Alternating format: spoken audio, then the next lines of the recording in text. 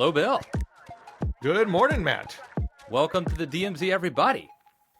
So, I love to always ask you, Matt, how Trump is playing in West Virginia, where in the real America. And I saw an article the other day because West Virginia has a disproportionate number of federal workers. Yes. And I believe that was thanks to Senator Robert Byrd, who always managed to steer the pork, to his state and bring. Bill, we literally have a Coast Guard base or something in a landlocked state. So yes. And it's also that parts of West Virginia are pretty close to DC, so there are commuters as well. Yeah. So I'm just curious, do you get a sense that that article, like it was quoting West Virginia workers, federal workers who voted for Trump, who are like, what, WTF? No one thought this was going to happen. Do you get that sense on the ground at all? Yeah, I'm starting to get a sense that people are not happy. Look, I mean, Trump won West Virginia by, I don't know what percent. He got a lot. He's not going to lose the state. Republicans are not going to lose the state again anytime soon. But I do think, just in terms of getting the temperature of things, yeah, I'm sensing a shift. I mean, West Virginia voted for Mike Dukakis. It was a Democratic state not all that long ago. So one wonders if they really, take it on the chin, if that could somehow flip back. Well, who knows what the future may hold, but I think that it's a red state for the near future. It's just as Republicans have become kind of the working class white blue collar party, West Virginia has trended that direction. But you're right, this is the Bill. question. It wasn't that long ago that it was a very hardcore Democratic state. Well, and Joe Manchin was senator, and Jim Justice was elected as governor as a Democrat first, although he then switched. I mean, this is sort of the big question: will Republicans be continued to be perceived as the working class party if the working class is not doing very well during the Trump presidency? It would look. Obviously, political reorderings happen and shifts do happen, which is how the white working class got to be Republicans, where Democrats used to be the party of the working man. But it tends to happen over the course of many years. Now, I guess you could have something cataclysmic like a Great Depression, which obviously did lead to one of these big shifts. I think it would take something big. But Bill, you were reminding me of a point. I heard Ezra Klein talking about this recently on his podcast, which is that after they do the next census and they, sort of reallot House seats as well as the Electoral College, you could be in a scenario where Kamala Harris could have won Pennsylvania, Wisconsin, Michigan, and it still wouldn't be enough to give her the presidency because a lot of these blue collar Rust Belt states are just losing population and people are moving to Texas, I don't know, Tennessee, Arizona, places like that. And so everything could change, and it may not even matter that much if you win some of these formerly, Rust Belt, blue collar, blue wall states. Yes, although, I mean, in the scenario where Trump just burns everything down and the whole country is angry about it, I don't know if it's really a question of picking and choosing a few states on the electoral map. Okay, well, let's get to that point. Burning things down. It seems pretty crazy what he's doing right now, right? Alienating our allies in Ukraine and really putting a lot of our other allies in Europe on edge and sort of notice that they can't count on America anymore. You've got these tariffs, which really have part of the problem is they're sort of unpredictable. But part of the problem also is obviously that it's inflationary. It raises prices. You've got the DOGE thing where Elon Musk is firing people. I saw a Reuters story this weekend of a young lady. I think she was a veteran in West Virginia who was a Trump voter, a 3-time Trump voter who got fired. If air traffic controllers get laid off and there are more collisions, if people working for NIH or researchers get laid off and there is a measles outbreak or whatever, it seems like there's a lot of things that could go against Trump. Like, is there a method to the madness? No, I mean, this is I think the big point. I mean, Trump made an argument on Fox News on Sunday when he was asked, are we going to get a recession? He kind of glibly said, "Oh, I don't want to predict anything like that, but we may have, there may be a transition, but we're going to be so wealthy after all this, it's going to be worth it." So he is trying to convey method to the madness, and he can't articulate how we're getting from point A to point B, and he doesn't have a track record of finely tuned execution of government programs or economic strategies. He has coasted on a reputation of things were great on my watch if you ignore year 4 of my first presidency, and so therefore you should. And I was a great businessman, and I had a great TV show. You should just trust me, and it's all undercut by saying, "Hey, we may have a recession for a time, but Right. it's all going to work out." That doesn't convey confidence that you have an understanding of how the economy works and how that would impact people.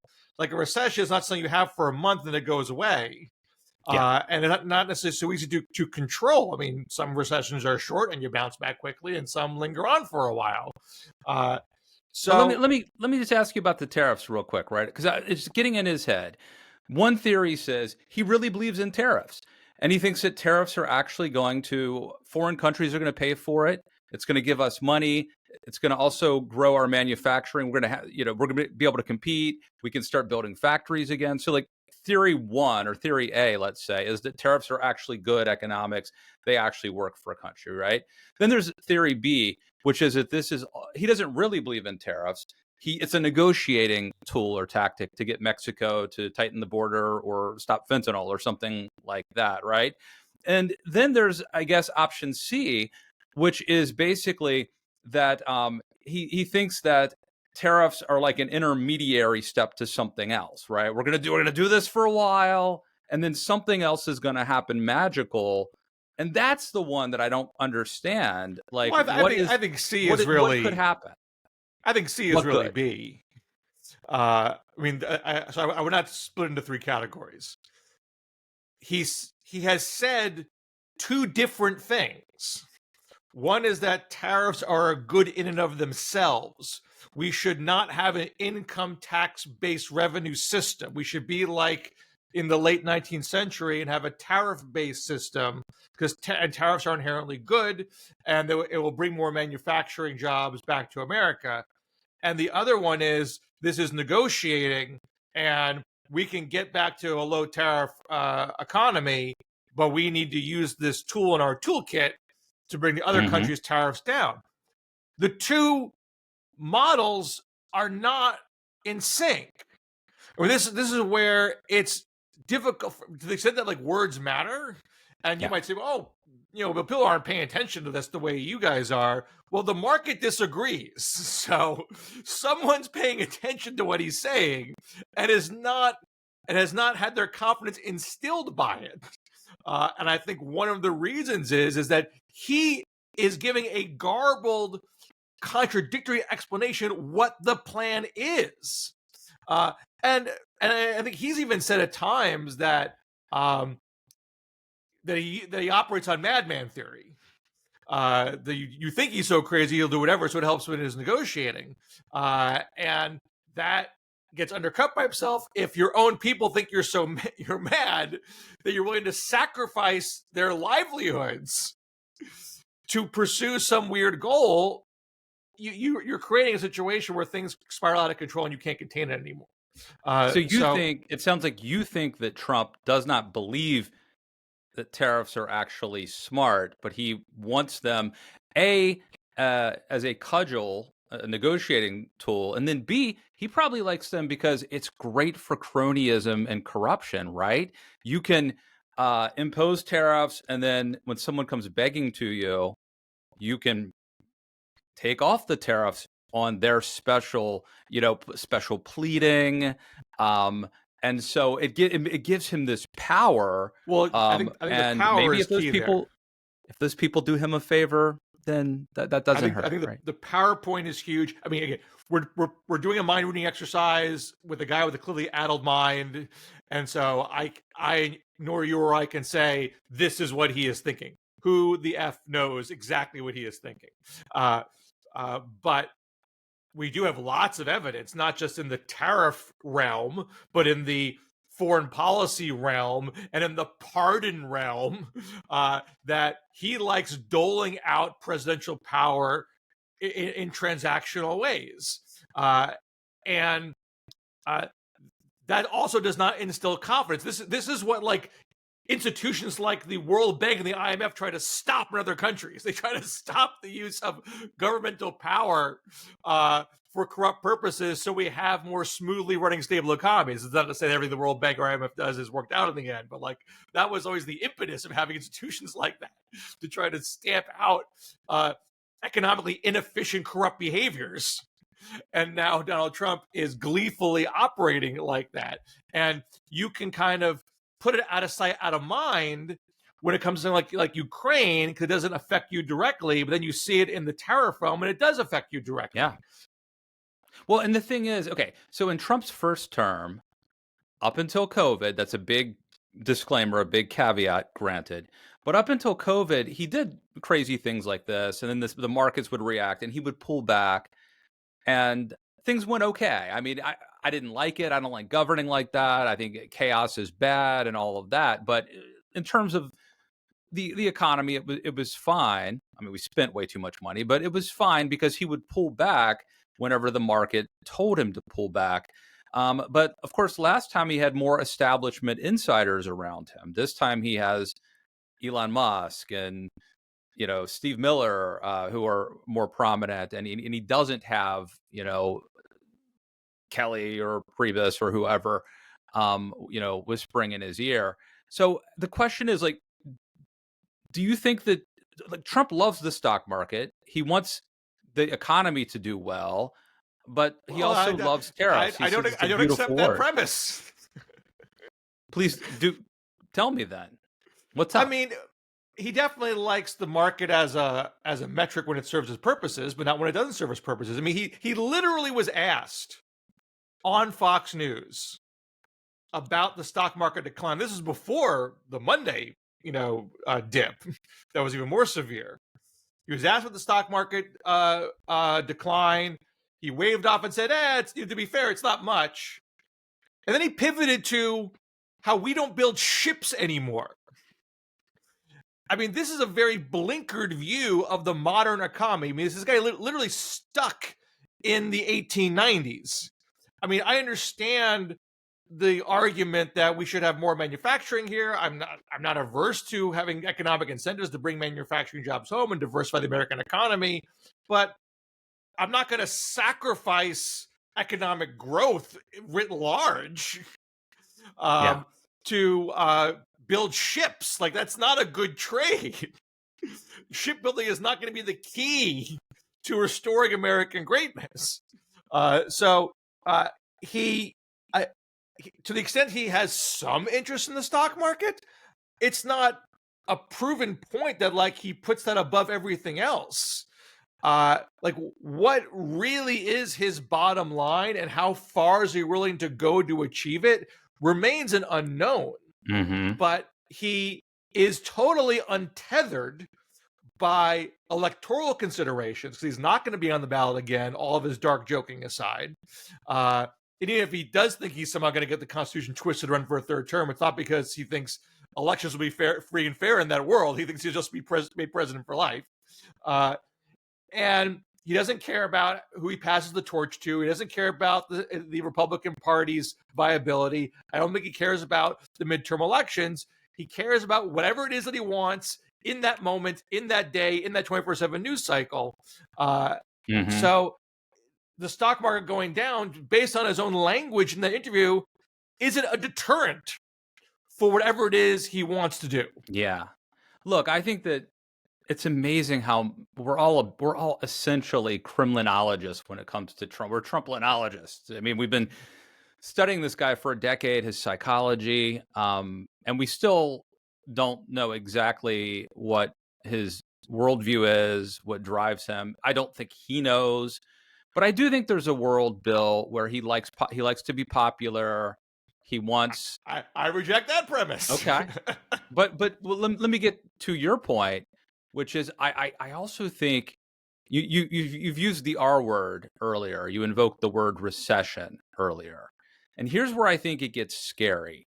And it's that, there's this thing called stagflation. And one could imagine, let's say we do go into a recession thanks to Trump's management. So if we go into a recession, then, what does, how do the banks and the experts, how do they react? And so you tell me what normally happens. What fiscal policy do you normally impose in a recession? Well, you would. I mean, in a recession, I think most people would agree. I mean, not everybody, but I think it's sort of generally accepted. You have a recession. You respond with Keynesian measures. You respond with stimulus. You try to make up the retrenchment in the private sector. Hold on there. Yeah. That means putting more money into the economy. What happens? Yeah. When you put more money into the economy? I mean, what goes up? Well, I mean, you risk inflation with it. But I mean, that's what I mean. That's the stagflation problem. Correct. And I could see Trump like demanding the Fed do this or do that in such a way that makes zero sense. And so you get into this vicious cycle where if to get out of the recession, you have to have more inflation, but Trump doesn't want inflation. Mm-hmm. So, I mean, you do potentially hit those problems. We had stagflation in the late 70s. It took very severe high interest rates to break. Trump doesn't want high interest rates, Bill. I know. But Trump has a Fed. Trump can't control the Fed. He may want to, but he can't. He could fire the chairman of the Federal Reserve Board, right? He can't fire in the middle of a term. He cannot. He may assert it. He may assert that power, but that as an independent branch of government, they have terms. He does not have authority to just fire. That would. We'll see. We'll see about that. But so it took very high interest rates and essentially a forced recession. Because economic growth wasn't that bad under Carter. You had higher unemployment and high inflation, but we actually were creating. Actually, was a decent job creation on Carter's watch. But you had a recession on Reagan's watch in 81, 82, and that helped bring down inflation, and eventually the interest rates could then go down. Subsequently. So that's how we got out of that. But and so like that's an example. You have to be willing to have discipline. Yeah. And take your medicine. Yeah. And ride out a couple of years, maybe. Yeah. Of bad, jobs reports or whatever. Right. Does Trump have the capacity to do that? I mean, Trump is giving a no pain, no gain message in terms of his tariffs. And and there are times when that does make sense. I mean, they did need those high interest rates inflation was very high back then and it required very stiff medicine and it was painful in the process, but there was a method to that madness and it got them where they needed to go. In the case of Joe Biden's inflation, they were able to be more calibrated about it and say, you know what, rates should go up, but you don't have to be crazy about it. You don't have to push us into recession. We can do this in kind of a measured way and go for that soft landing. And a lot of economists didn't believe it, but it actually proved to be true. And so it didn't mean like zero discomfort. Higher rates still means a little tough to borrow, maybe tougher to buy a house. So it's not perfect, but it was better than what would happen in 1981. Trump can't articulate what it is about higher tariffs that would merit a recession. Again, better shipbuilding industry is not a fair trade for recession. Mm-hmm. He'll say, we're going to be more wealthy. But he talks like if the government gets tariff revenue, you're wealthier. Mm-hmm. And that's not how it actually works. Yeah, the no pain, no gain thing doesn't make sense. What's the gain?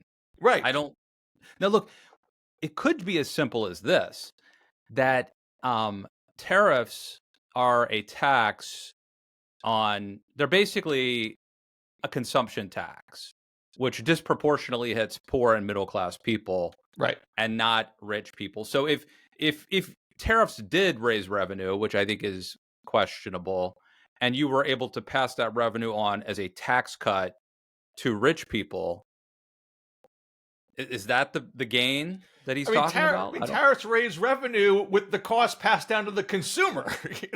Right, and who's that? Poor and middle class people, more disproportionately. But rich people will pay it too, just not everyone pays. But as a percentage of our income, poor and middle class people pay a much greater percentage of that toward the tariffs than someone who's super wealthy, right? I mean, to be a little fair to Trump, I'm sure he'd say, well, whatever. Maybe if maybe someone below Trump was being a little more thoughtful.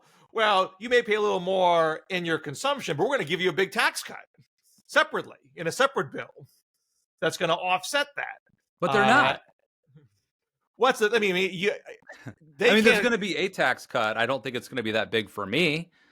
I mean, that's I think the pickle there. I mean, maybe at best it offsets, and so you're back to where you started in terms of like what's left in your checking account. But you still may have triggered a recession because you've so discombobulated the ability for businesses, not to mention city and state governments, to plan and to invest.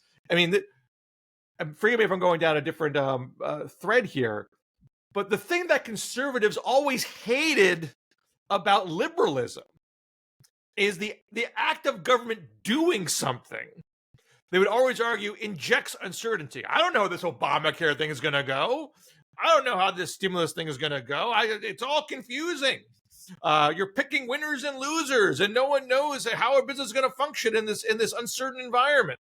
And like there's a certain truth to that. You do something new, you don't know exactly how it's going to go, and so there might be a bit of a bumpy transition involved. I mean, there was a bumpy transition with Obamacare, though I think we all got through it, and it didn't trigger a recession. But like, you always have hiccups when you do something new. Trump is doing a lot of things new all at once that I think, as a literal matter, are radical. And in that sense, I think as Matt Lewis said, not Burkean. This is not Burkean conservatism. Yeah. Or any kind of conservatism at all. It's an assertion of very extreme government power that hasn't been done before in this kind of magnitude, has not been articulated how it will pan out over time, and it leaves businesses and other governments in a state of confusion. So even if like, well, by the summer, I've passed a reconciliation bill that's going to cut your taxes, and that might offset some of the cost of the tariffs. All sorts of other things are left up in the air that's still going to make people make it harder for them to spend as they did and keep the economy going because they just don't know what's coming next. We could keep going, but I think at the end of the day, the bottom line is it doesn't make sense.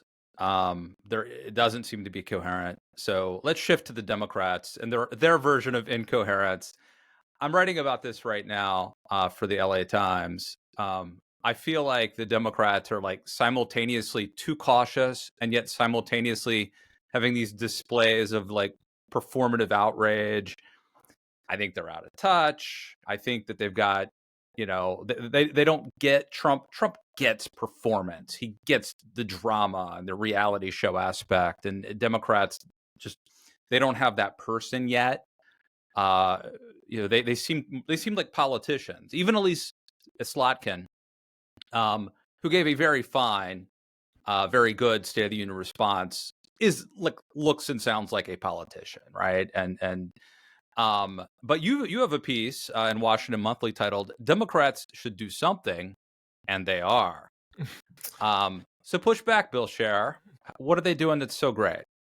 I mean, it's not like the most creative and innovative strategy. They are going on TV and criticizing things that Donald Trump is doing. They're not just laying down. They have called out the impact of these massive cuts to the federal workforce. They've criticized the tariffs. They've criticized his upending of checks and balances, and that filters in to the media coverage.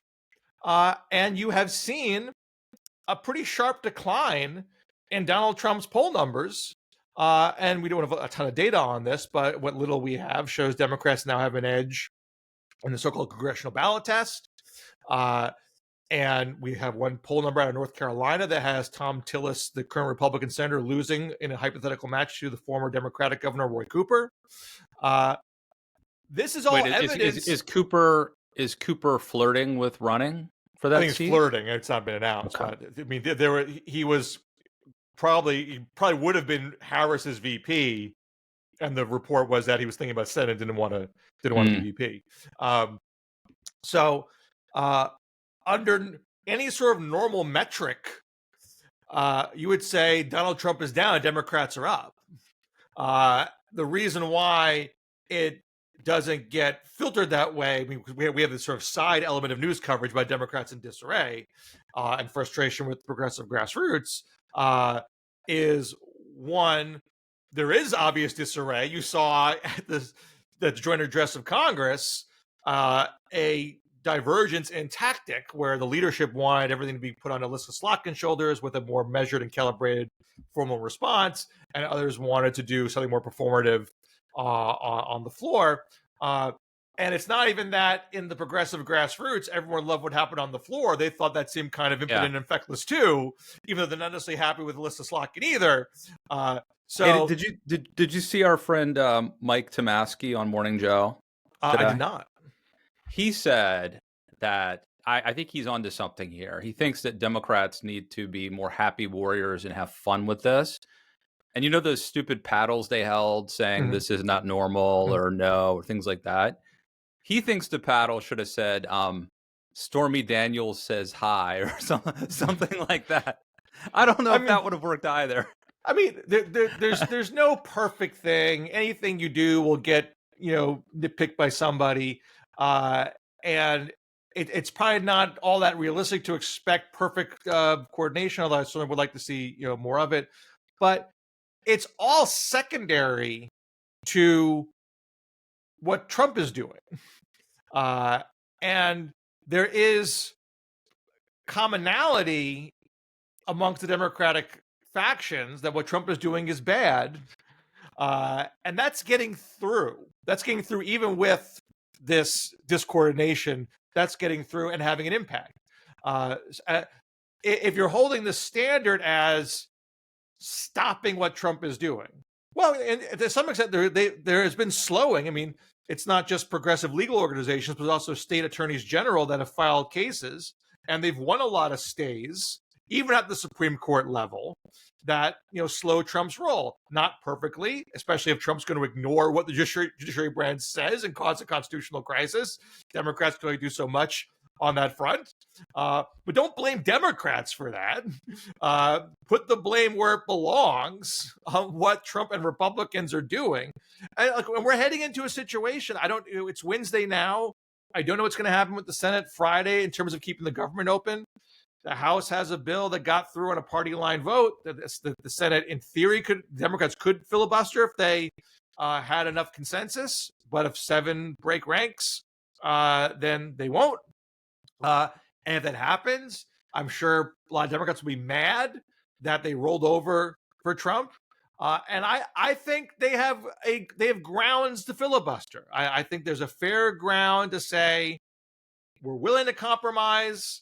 We want to keep the government open, but whatever numbers we agree upon, it's got to be made clear that Donald Trump has to deliver on those numbers. He doesn't get to throw the bill in the trash and spend his own number. Otherwise, what am I negotiating here? This bill doesn't count.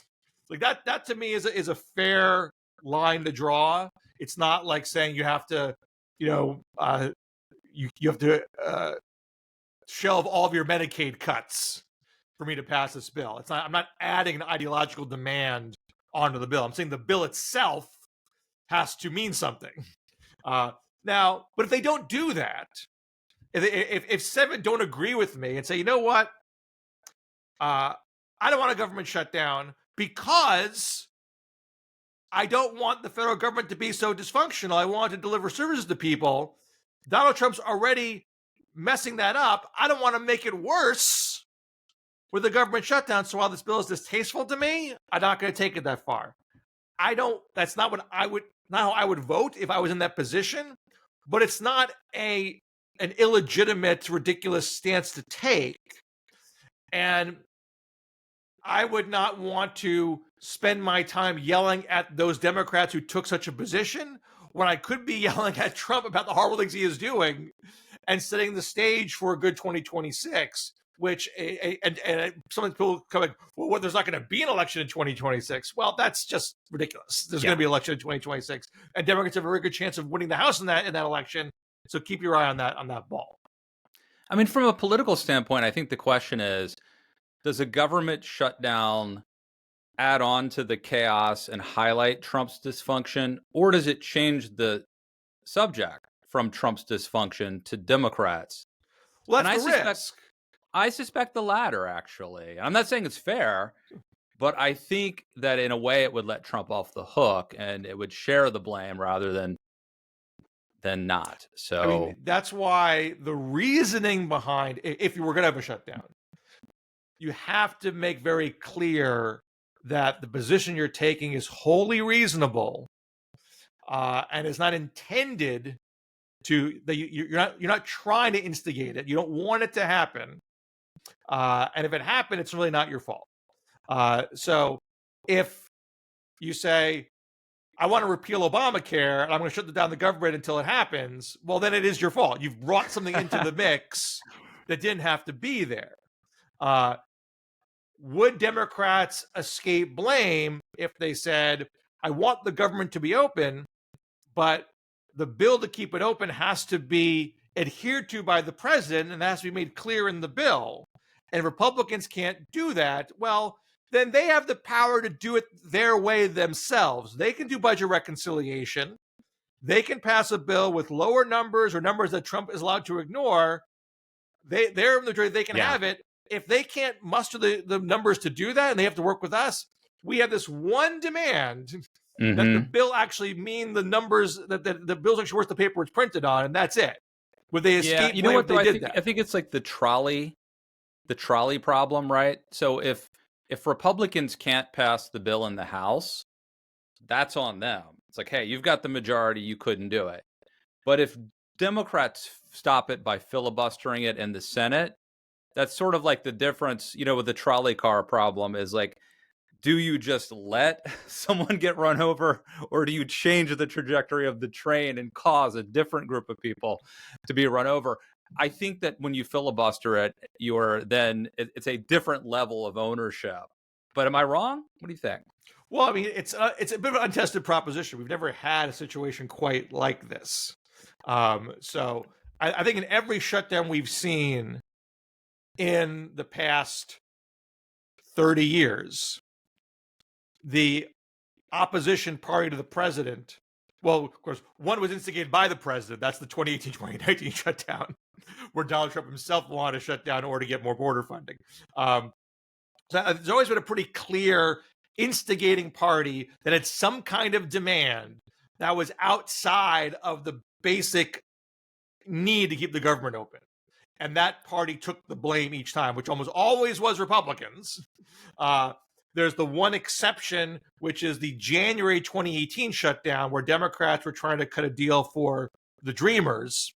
And that shutdown lasted 3 days because they quickly climbed down off of it as they got the slightest hint that it was going to blow back on them. And so we kind of forget about that one. But I would argue that Democrats had the extra demand there and actually were about to take it on the chin for until they scurried back.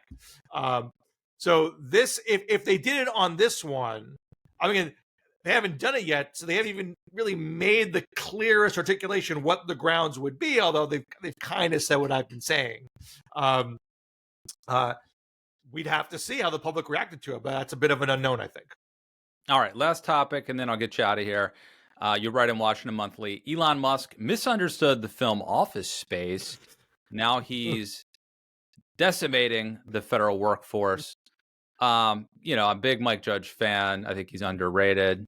Love that film. How did Elon Musk misunderstand it? Well, apparently he made Doge t-shirts that quoted from Office Space the scene where the two management consultants, the Bobs, are talking to the employee whose job is to be a liaison from the customer to the engineers. And one of the Bobs says, what do you do here? And Musk put on a t-shirt, and that very much tracks with the emails he sent to the whole federal workforce. What did you do last week?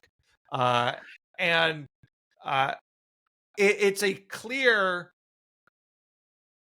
misunderstanding of the theme of the movie. The movie is not celebrating soulless management consultants. But look, I think this is in keeping with the entire Trump administration and the culture. Like, honestly, they would be rooting for Johnny Lawrence. They'd be rooting for Ivan Drago. Apparently, they'd be rooting for the Russians against the Wolverines. I feel like they're rooting for the bad guys in every film, not just Office Space. Well, fair enough. Elon is such a cartoon villain, as is Trump, and that he sides with cartoon villains does track. But I just thought it illuminated the cruel nature of what he's doing. Like, when you're firing federal workers, you're firing people. And like there are times in life when you're running a business and you have no choice in the matter. And it may be decisions that you made wrong as an executive. It may be because of economic conditions outside of your control. But you want to approach the situations with as much humanity and care as possible. I mean, the Bobs at least talk to people first. Musk isn't even doing that. We're gonna have to go ahead and ask you to go ahead and come in again tomorrow. Wait, that wasn't Bob. That was the manager. But still, right. Bill, I forgot the best example. Someone prominent, or maybe more than one prominent person on the right, was putting the video where Tom Cruise and A Few Good Men is interrogating Jack Nicholson and the whole "you can't handle it," and they were playing Nicholson's "Son, we live in a world surrounded by walls," and they were literally saying that Jack Nicholson is like Trump, and that Tom Cruise, the JAG officer, which by the way, that has become, being a JAG officer has be. Who was it that called them JAG offs? Someone in the administration, I forget, but they think Jack Nicholson was the hero of that movie. They really do. It's a sad state of affairs, Matt. But there's just to finish. So, I ask this question all the time. So, but is any of this breaking through on the right? Are the Republicans saying, this really is not what conservatism is? I don't think this is going in a good direction. And maybe some point in the near future, we got to find a way to detach ourselves from this insanity. Bill, I think I'm going to have to ban you from asking me what I think, what is actually happening on the right and what is happening in West Virginia, because I am not a good representative of anything. But you must see. Couldn't tell you about. You're just seeing it on the intertubes. You must see more of it than I see, because I really kind of insulated myself from it. Here's what I'll tell you. I do have a sense that the ground has shifted. Trump doesn't seem as magical or as omnipotent as he did 3 weeks ago, a month ago. And people who like him are starting to be like, things aren't so great.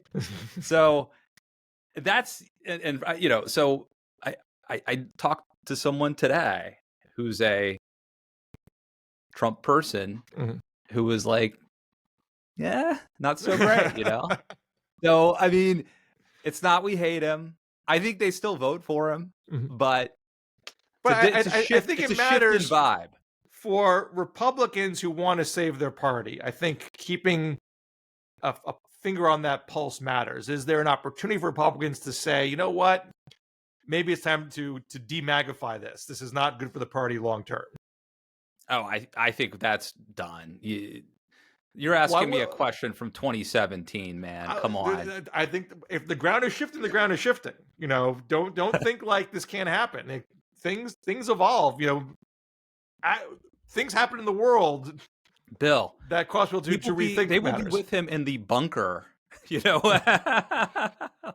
like, you know, we're still holding on to Wheeling. You know, I mean, I don't know what the analogy is, but he is by definition a lame duck. He's not going to be there forever, and I think slowly more people are going to realize that and start thinking for themselves again. I can't say it's going to be a week or a year or 5 years, but I think if you have any interest at all in saving the Republican Party, you want to keep your ear to that ground and see when the moment presents itself. Powerful people, and this is not, you know, there's the one bad guy that everyone talks about in every historical reference, and I don't want to invoke that word or that name. This is not just about him, but a lot of very powerful people have a certain magic for a long time. They pull off things that is almost miraculous, and then at a certain point, they become addled. And they start making crazy, like, irrational decisions because their whole life it's worked up until now. And then the wheels come off. You know what I'm saying? And, like, I think that's a danger. That is one potential outcome here, I should say. All right. Well, so it's good to talk to you, Matt. Yeah, man. Always good to talk to you. Everybody check out Bill's your writing at Washington Monthly. Anything else you want to plug? You know, WashingtonMonthly.com. Oh, you know, I do want to say quickly. We lost one of the original bloggers, Kevin Drum, this week to cancer. He blogged at the Washington Monthly for a long time. Before he was independent, he was at the Washington Monthly, then he was at Mother Jones, then he was independent again.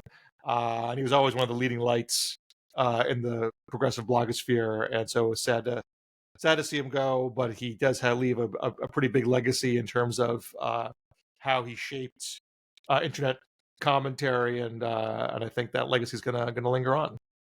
Did you know him, like, personally? Have you met him? I got to meet him actually at the Washington Monthly office a couple years ago because I went in for a meeting and he was sort of a surprise guest. I mean, if we had any kind of email interaction, it was probably very minimal, if any. Nothing that I remember. I was always a little jealous, you know, of his prominence and his ability to, you know, shape the discourse. But I always had a lot of respect for him, and so it was sad to see him go. Yeah, I mean, Bill, you and I used to do a show called The Weekend Blog. That's how we started doing this for years. We did it, and we would go into the, you know, Marcos Melitsis at Daily Kos says this, Ezra Klein said that, Eric Erickson at Red State shot, you know, and so for us, you know, the blogosphere I think was very special. Honestly, I feel like Substack and podcasting now are the closest analogy we have, but it was a much more friendly, nice, fun world than what, like, Twitter and X became. But Drum was blogging old school to the very end. He had his own site. I don't think he was on Substack, and he was mixing in political commentary with his own health updates and, like, showing the data of how his numbers were going in the wrong direction. Sad, but also completely apropos of how he interacted with the world, and again, it's sad to see him go. Indeed. All right, my friend. Well, great to see you. And follow us on Twitter at DMZ Show, and we'll see you back here, I don't know, sometime in the DMZ. All right, take care. Bill.